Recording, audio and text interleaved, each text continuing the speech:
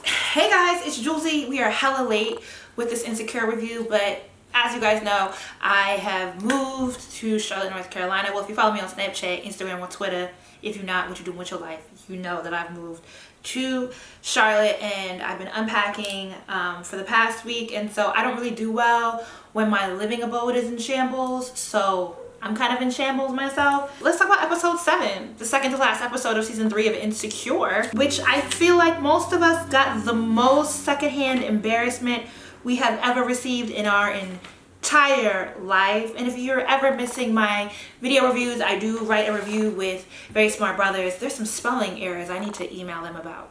My bad on his last review. But I actually am enjoying the second half of the season. As much as this episode was cringeworthy, it was like, oh no, oh my gosh, girl, why? Woo, Lord!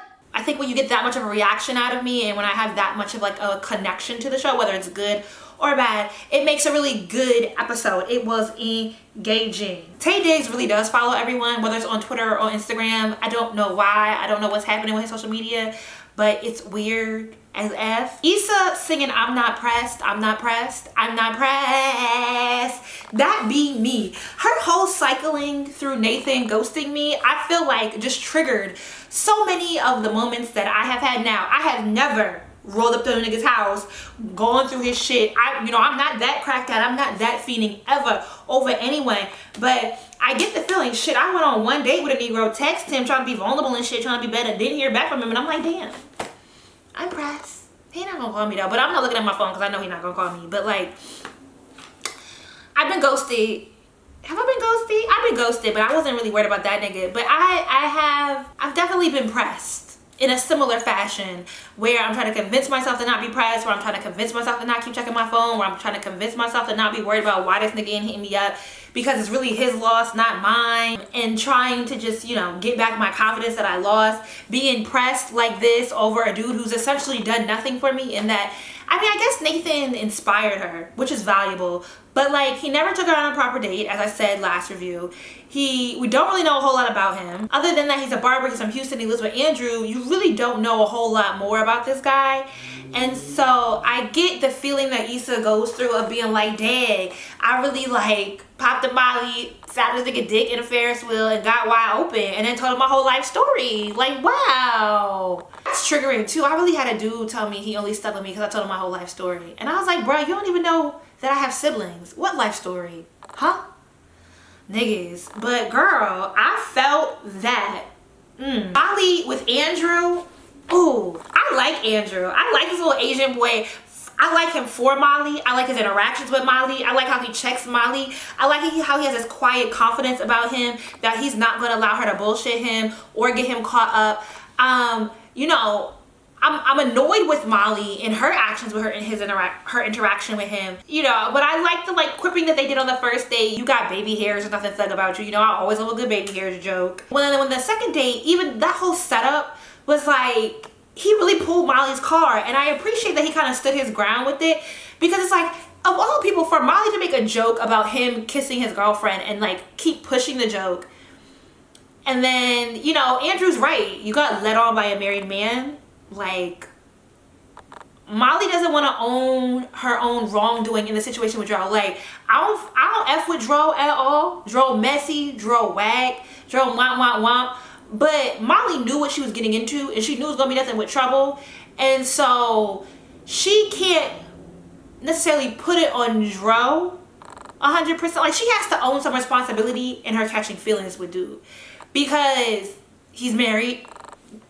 Like, he's married, his wife. Like, sis, you really can't be out here hurting these streets and then getting up and running out on niggas on dates. Well, he ain't a nigga. You can't get up and run out on Andrew on this date when you the one that pulled the car first and he just pulled your car better. I think Molly's a really good friend in that Issa could even convince her to go pick up desserts, to do a drive-by, and then to walk into this Negro house, go into his room and go through his ish. But I also think maybe Molly's not a great friend, because why didn't you just tell your girl, nah, no?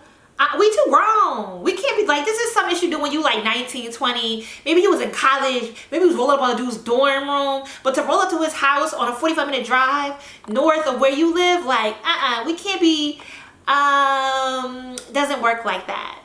that's a no bueno. It's a no good. It's and then for Andrew to clearly tell her something was up and be like, first of all, you're wrong. Molly talking about I accept your apology. No, bitch, you were wrong. And for him to kind of real deal her again. Molly needs to go back to the therapist. Molly, get you back to your therapist. Get you that work. Work on yourself, girl. We all need to work on our vulnerability. I'm here with you. I'm working on it too, sis. Come on, we need to get you on the work on our vulnerability train. We need to get on the train. But Issa being cracked out, fiend out, and going through that man's room. Like, wow, sis. Woo! I wasn't triggered by that because I ain't never in my life. But sis, whew. If Lawrence being back means we get more scenes with Chad, I'm here for it. Chad is hilarious. Chad is a hot mess. Chad telling Lawrence that, you know, he's glowing up like Safari after Nikki with his full hairline took me out. Lawrence getting chlamydia and needing to be saved. Like, bro, you got the most basic STD ever. Take them damn pills and move on with your life. I don't really know how to critique the whole them going to church dynamic. You know, Chad going to church with the bitches and then being moved by that very shallow, very cliche sermon from Bubba Gump. He played Bubba on Forrest Gump. And, whew, that's triggering for all the jokes that I got made about my lips when that movie came out. Like, damn. Ancient ass Troy and Waiting to Exhale. But that sermon was just like all the antiquated big words and a couple social media references, and everybody's woohoo, ha ha. He didn't say nothing. He said nothing at all. It was womtastic. It was whack. And Chad was moved. Lawrence, on the other hand, I don't really know what they're trying to show through that. And the interaction with the church girl, I guess maybe that like she's all church and she's to church, and I hope it's not a setup for Issa and Lawrence getting back together. I hope we are really just seeing a trajectory of them really being okay with being friends and being cool with each other, and that's where this is going, because it does make sense. They obviously both still respect each other on some wavelength, and they were together for 5 years or however long it was.